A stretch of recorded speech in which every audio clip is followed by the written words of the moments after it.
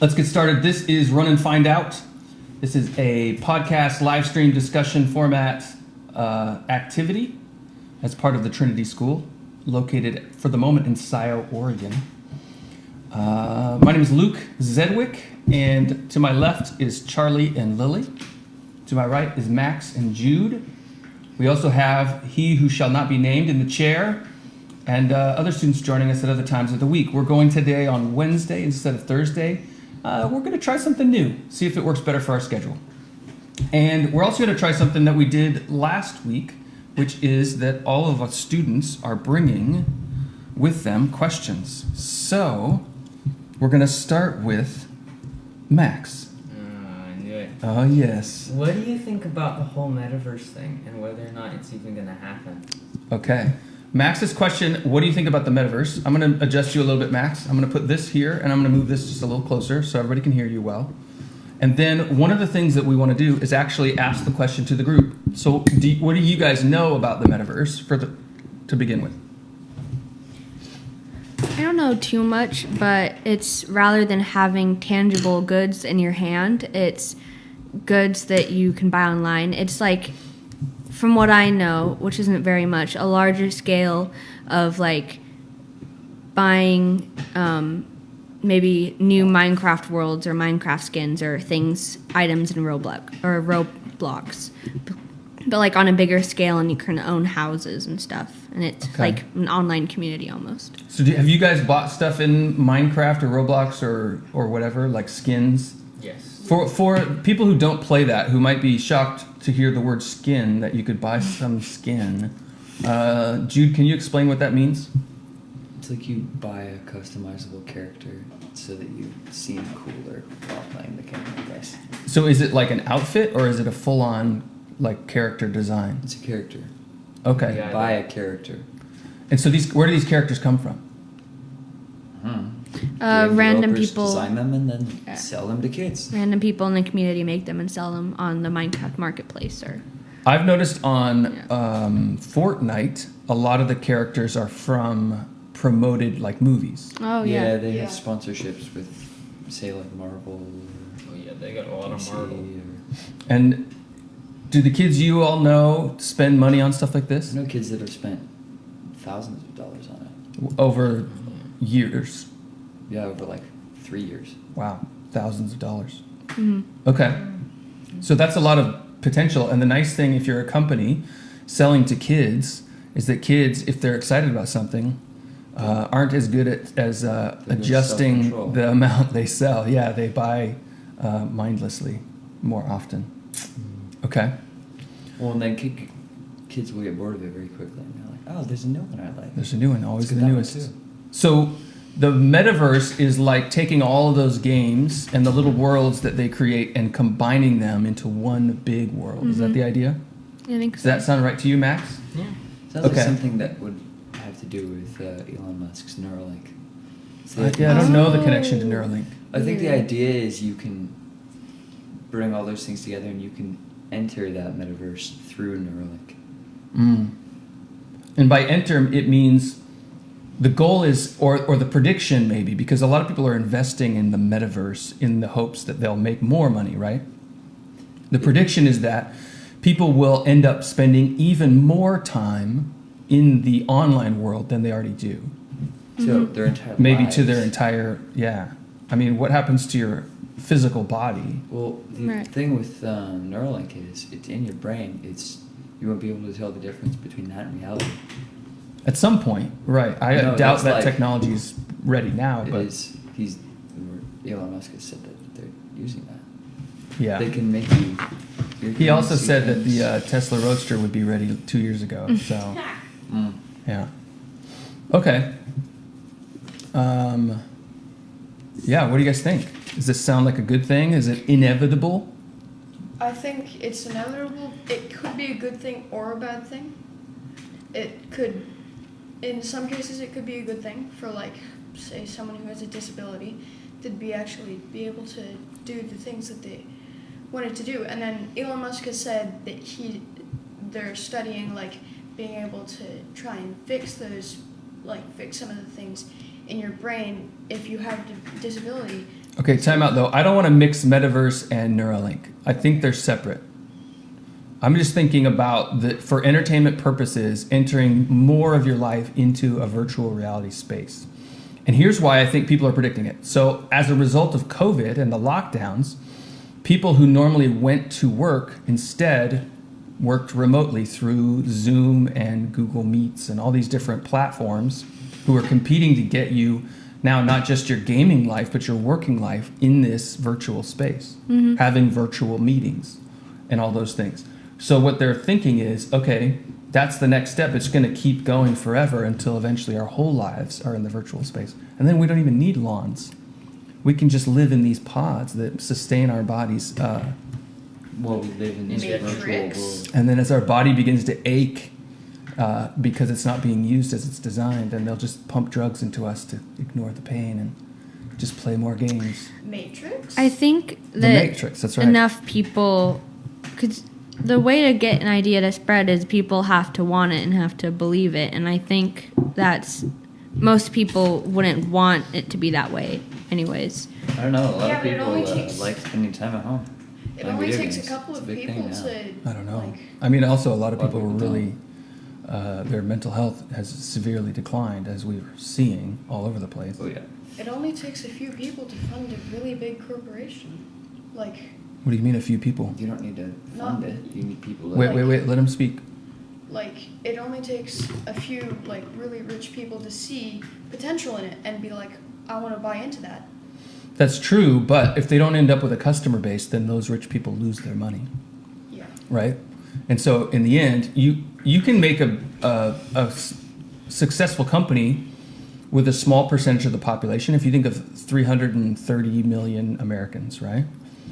If you just have 1% of that, you still have 3 million customers.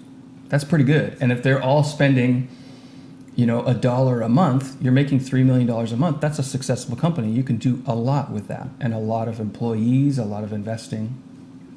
Okay, so what's the average Fortnite player spend per month? I don't know, probably $5, 10? It's at very least 10, I would guess, because that's like the lowest. Well, averages are tricky, right? You probably have a ton of people who are spending very little, a few people that are spending a ton, right? And then a lot of Probably. people in between. And then there's also like the ton of kids who play a ton, but their parents don't let them buy anything. And Fortnite is a Just, different model than in the past. So in the past, the way that the video game makers would get a profit is they would sell the video games. But Fortnite is free, Right. A Is- lot of games are doing that now. right? So Game's free, but they sell you stuff. what first happened is instead of selling the game for money, they began selling subscriptions into the game, right? Mm-hmm. But Fortnite doesn't even sell subscriptions; they sell Well, add-ons. They made a subscription a couple of years ago. Okay, and So what happened with it? It's still going. It's still going. So basically, you get a free skin. It changes every month because you have to renew it every month. So you're and like a it gives premium member, Yeah, so the It incentive gives is you you- can only get these things if you're the member. and And then it, they're up to quite so much. it gives you like 1,000 of the currency, which is V-Bucks, and then it also gives you the battle pass. So the battle pass is like it's basically a subscription of its own. It lasts for as long as said season lasts. So what I'm noticing though is in the stuff I do around social skills, a lot of kids' social skills are diminished the more they're online, right? Social media, for example, creates a false sense of reality, and it amplifies this unhealthy social pressures that you feel maybe normally at school, right? And there's less social repercussions. Like if you say something stupid in a chat, they're not, most of the time they're not even gonna like point it out. But if you say something stupid in the person's in front of you, they're gonna like make a face or like point it out. Well, and maybe it's even the opposite, where in a normal situation, if you said something horribly mean, everybody would look at you shocked. But in an online setting, everybody laughs and encourages it, Oh yeah. right? Yeah. So bad behavior gets encouraged, antisocial behavior becomes more common, and what's happening, I see, is that the video game world is adopting some of those same techniques to try to draw you in socially into the video game space, because that's another way people are motivated to invest more and more of their time, but encouraging unhealthy behaviors rather than socially constructive behaviors. My prediction, Max, is that it will not grow unless there is a massive crisis, like total social upheaval. You'll see then people is trying to escape that. So if society is healthy, then things like the metaverse won't exist. Right. Or at least they won't be massively successful because it won't engage people as much as real life. Right. But if you have no life, then it gets If real life is terrible, then hey, online options can become worth considering. The problem even there is people choosing online options mean that they're not fixing the real life that's terrible. Right. What we need is people investing and working and building a culture and a life and a community that's better, that's healthy. Mm-hmm. But that takes effort, and internet realities don't take much effort. Mm-hmm. What if the Instant government, gratification. takes like the whole metaverse thing and endorses it, so that if there's like, so people are talking about like monkeypox to get like social distancing, but they're actually just trying to get, I don't really know what they're trying to get, but if they're just Well, Views? corporations and government are definitely working together more now than, I mean, it seems, I don't know how you'd measure this exactly, but more now than ever. So if you saw how corporations responded to COVID, they basically did whatever they were told by the CDC and the World Health Organization, who it showed were very influenced by, again, companies like Pfizer and Moderna, who were making and continued to make billions of dollars. Although now that basically no one is getting the vaccine anymore, they have now all these millions and millions of vaccine doses that they can't sell.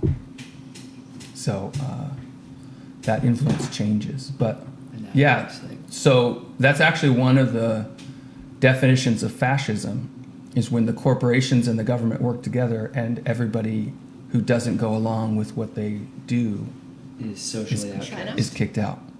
China, fascism had a large outgrowing in the 20th century, as did communism, and they sort of fight each other, even though they're sort of cousins to each other at the same time. Mm-hmm. All right, that's a big question. We will see. That's my prediction about the metaverse. Max, what's your prediction? I think it might do a little bit when it comes out. Like, people will be on it like occasionally, but it won't be that big. You have to have a VR headset, don't you, to be in and it? those are like $300 for one that doesn't work too well. Yeah. So there's a technology hiccup there as well. But I've noticed even as the technology keeps improving, So do people the still prices. aren't really immersing themselves in it. They get it, they play it for a while, and then they don't. They just do something else. It just ends up sitting on a shelf because it always needs the new thing. All right, Jude, what was your question? It was to do with the recent school shooting. Yep. And the reason for it. Do we know why it is that this is happening so much more commonly? Is it like I've heard varying opinions on whether it actually is happening at a higher rate. It definitely, we are hearing about it at a higher rate. Does that make sense? The fact that we're hearing about it could be like, but I don't want to get into conspiracy theory territory. Yeah. I mean, it's not helpful. Yeah. I would say, well, the question that you asked earlier was why would anyone do that, right? and then what are we doing if we do know the cause for it? What are we doing to stop that? Is it just a mental health issue? Well, I would argue that it's more than mental health, that there's a spiritual issue as well. And it's more pervasive than just people who are plotting evil alone in their basements or whatever. I think that, well, so here's an example, right? A lot of people are experiencing a lot of pain in their life, emotional pain, either because of things that have happened in the past, things that are currently happening. Maybe it's just that they're lonely and angry, okay? Or hurting and sad. Okay. Anger is usually an emotion you feel to defend yourself against something bad. Maybe that like bad the thing dangerous is to you. loneliness, maybe it's grief and sadness, or some other difficulty in your life, okay?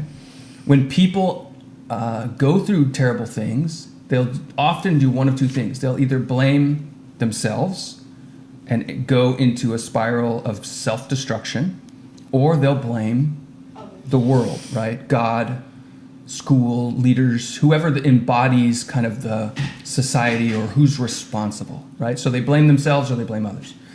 And so as that pain gets worse because it's not being resolved in healthy conversations and relationships where people are building each other up. Right? People are instead retreating into these negative spaces online or in other places with groups of people who are equally self-destructive or just angry at the world. Outwardly, yeah. So you've got these sort of support groups for more evil happening online.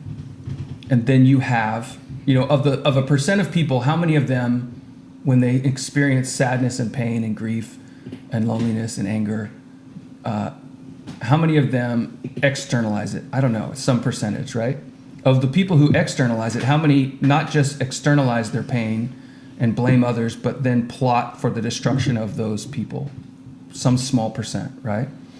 But that percent then takes action to hurt others. Sometimes people blame existence itself and that everyone should die because life is pain. And that's called nihilism. And now nihilism doesn't always turn into destructive, kill kids, but sometimes it does. And that's really what we're seeing, is if all of life has no meaning and life is very painful, then we need to exact revenge on life itself. Does that make sense? Now, if life has no meaning and it's not painful, then you just have tons of fun because Right. nothing you do matters. Right. Right. Until the pain hits, and it always does, because life always has pain. It'll have times where things are fun and comfortable, especially when you're young and there's not a ton of stress or responsibility, although young people feel a ton of stress and responsibility too. Not to say you guys are exempt, but that's what drives us into pain, is usually insecurity. There's some kind of fear, there's some kind of sadness, or fear that the sadness will come back, right? And when those emotions are out of control, people do drastic things to try to get a handle on it.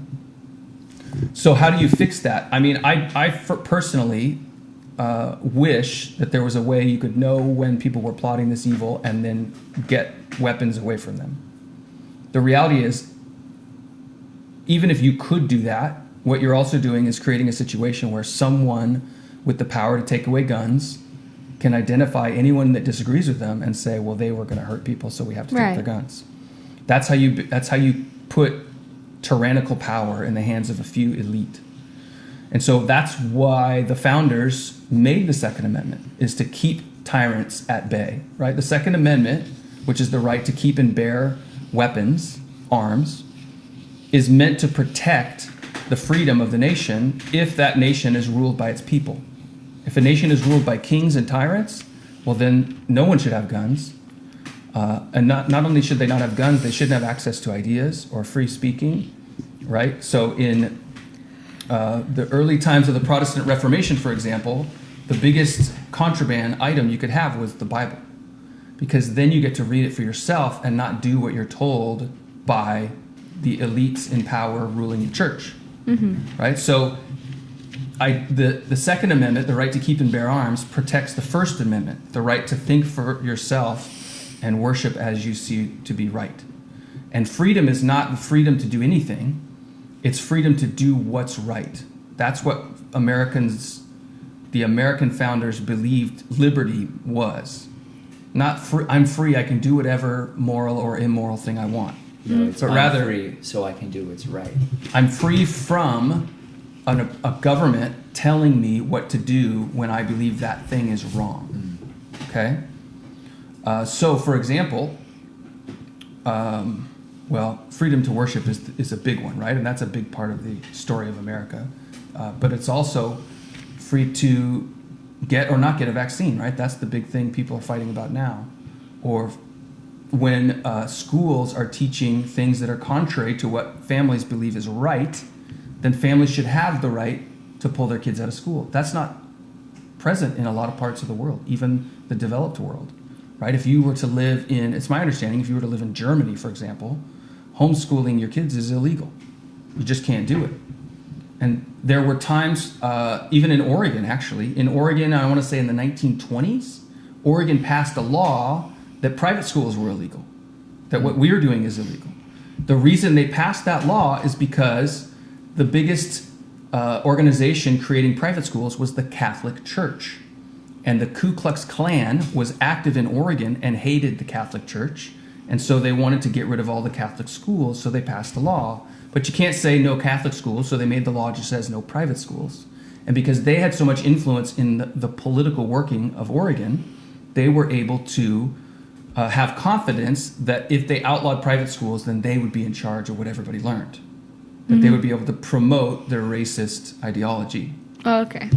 And so, and you guys might not know this, but it's not just black people that the Ku Klux Klan was historically against. It's also Jewish people and Catholics, right? So the people therefore are white Protestants, right?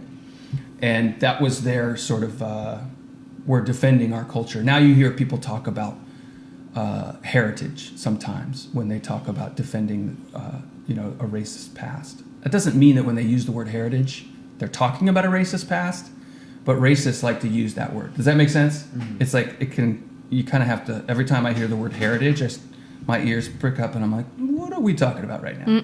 Because I've heard several racist people talk about defending my heritage when really they're just trying to defend a racist ideology, which, that's stereotypically you think of the Klan as active in the South, but it was very active historically in Oregon too, even though we weren't part of the Civil War. All right, so that was a long way from school shootings.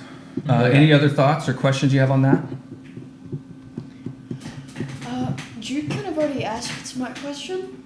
Like, you were kind of like summarizing all around that, so I don't... Yeah. Okay, well, I want to take this moment to talk about the Trinity School for a sec. We are exploring and looking for locations. If anybody that's online watching or watches this later, we have families in the Corvallis area, Albany area. We also have families in Lebanon who are interested in starting locations, or parents who want to teach the Trinity School, especially younger kids. I know and I've heard from families who want to do an elementary school version of what we do here. But I personally just don't have the ability to be in all those places at once. So what we will want to do, and the way this model works, is avoiding the cost of a location. Because that means every dollar that you spend on a school dedicated building is a dollar that a teacher doesn't get paid.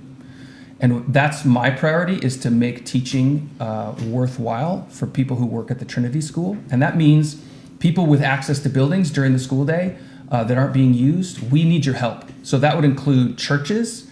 It might include things like boys and girls clubs or YMCAs that are often quite empty during the school day. If you have a location in the Albany area that we could start using next school year, we really need your help to be able to expand what we're doing. I'm really excited to do that, but locations are our biggest need. That and more kids. That and more students. Yeah, we always want more students. It's true. All right, Lily, what's your question? I'm interested in this one. So houses, they have lawns, right? American houses have American lawns. houses have big lawns. If you guys could see out that window right there, there's a big lawn. It's a big lawn. Yeah. So why do people have lawns in the first place instead of maybe like a more diverse, natural, eco-friendly landscape that would support like the bees and the birds? Like, why do we have just...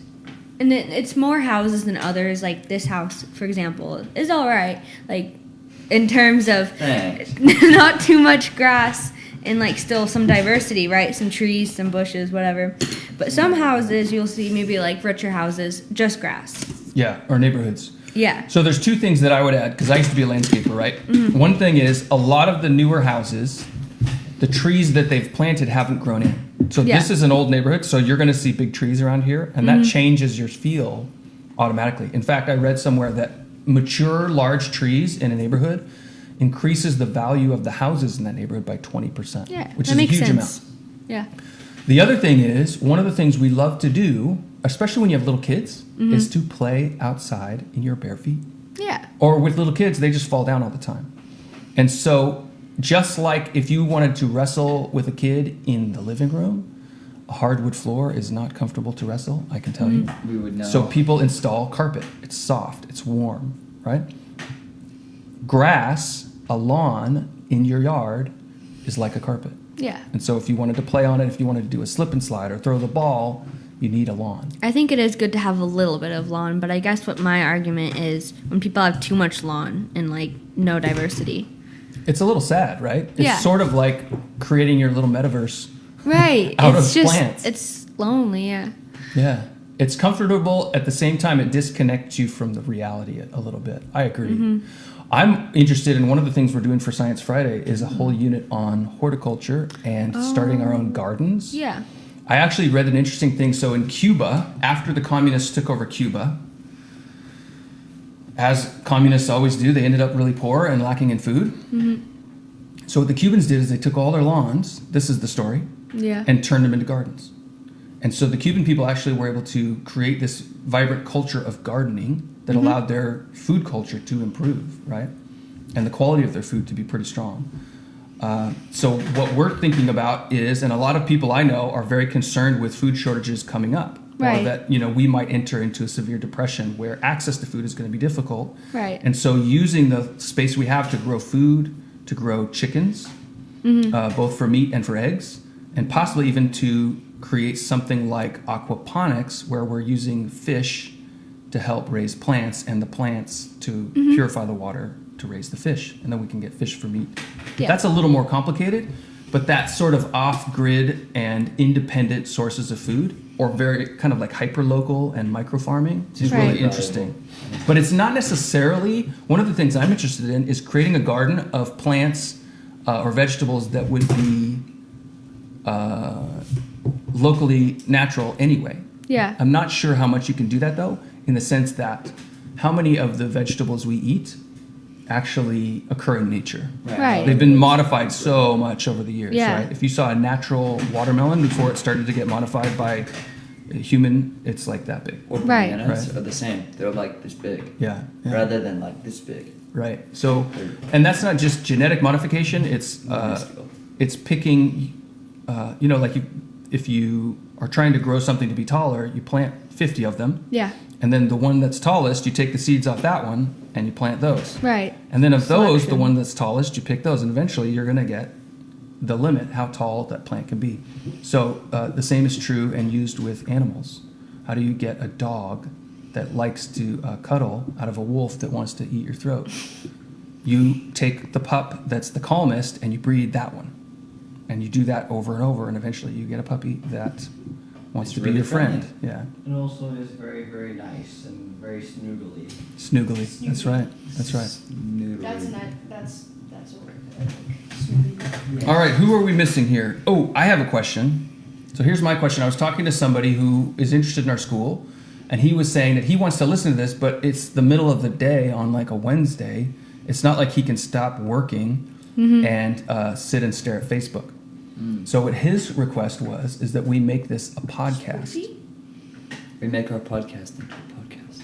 We make our live stream video into a podcast, and then the podcast can be played with the phone screen off in the pocket, and they can still listen to what we talk about and have to say. Right.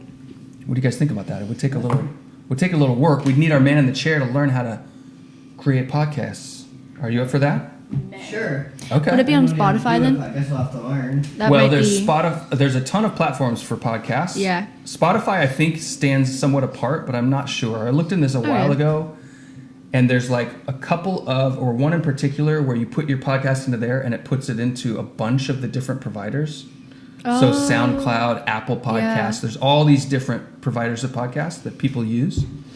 And so it's like one spot puts it into a bunch of them, but then there's a few that won't be in that because they use different, they don't like to play well with others. And I think Spotify was one of those. Spotify's trying to kind of take over the podcast world. Oh, And yeah.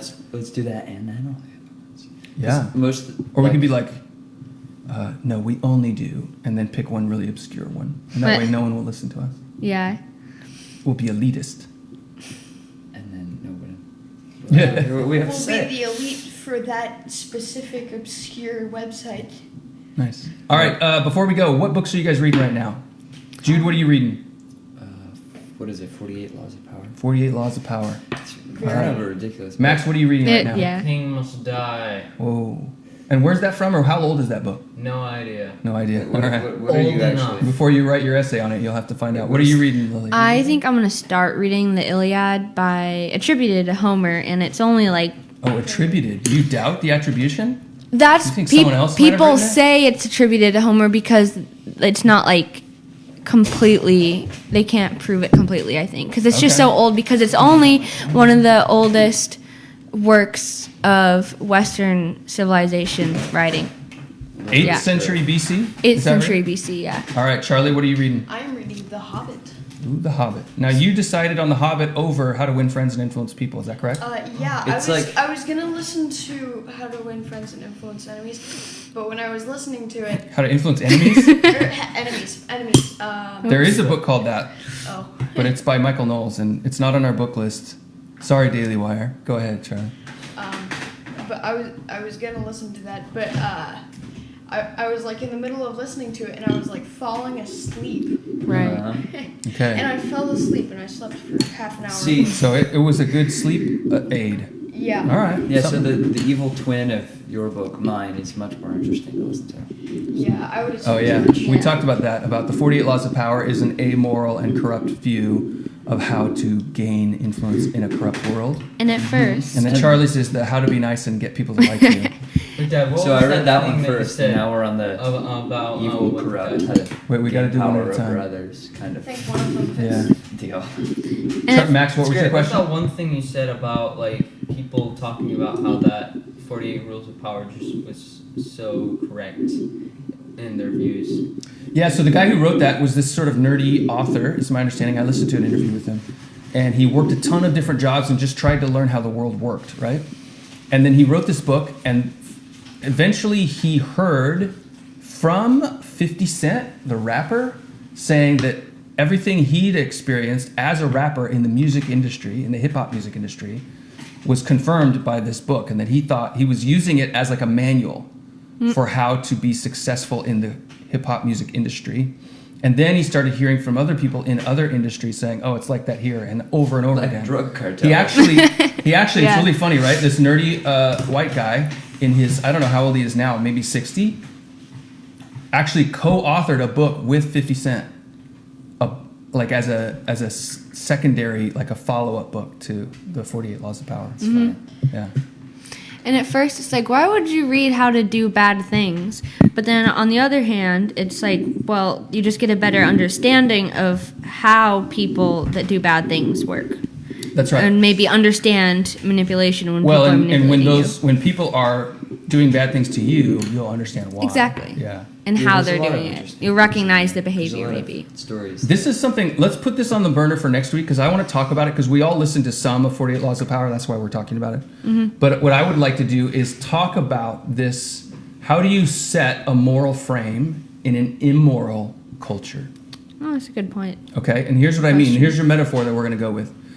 If you were playing American football, but you thought you were playing European football, meaning soccer, then you would be offended when someone tackles you. You would not only be offended, you would be injured, right?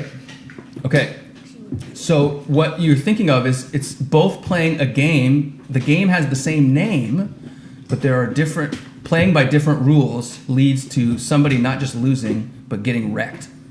And so if you are in a culture wrecked, Charlie. that's corrupt, how do you avoid getting wrecked? Or is it just inevitable? So which That's is what we'll the- talk about which next is the week. corrupt We'll be version? back here next Soccer, Wednesday football. at 1:30ish for live stream. And then if anybody wants to help our man in the chair learn how to do podcasting, reach out and contact me, and you guys could be a resource, even a guest speaker on Run and Find Out. On our incredibly popular The live stream and well-known discussion podcast. Incredibly popular. activity, educational activity as part of the Trinity School. And I got to learn how to mute their mics while I'm talking. We'll do that next time. All right. Signing off. See you guys. Goodbye, child.